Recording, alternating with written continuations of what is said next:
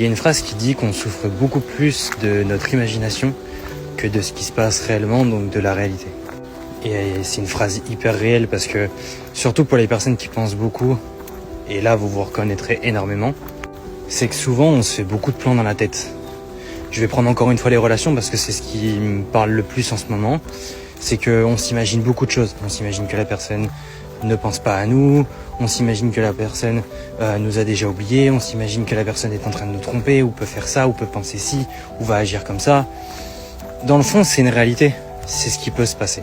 C'est-à-dire que par moment, on est même là, par exemple, le soir, on s'est appelé, ça se passait super bien, le matin, ça nous a envoyé une bonne petite vidéo, c'était sympa, et 2 heures après, t'as pas de nouvelles, et du coup, tu te dis, ouais, mais ça se trouve, elle est en train de faire ci, ça, et en fait, en réalité, t'es juste en train de te bousiller la cervelle, parce qu'en réalité, elle est juste peut-être occupée.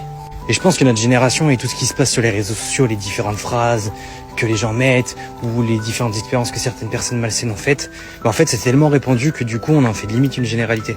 Enfin bref, je m'écarte un petit peu, mais c'est tout ça pour te dire que souvent, et même dans 80% des cas, je pense, on souffre beaucoup plus de ce qu'on peut imaginer que de ce qui se passe réellement.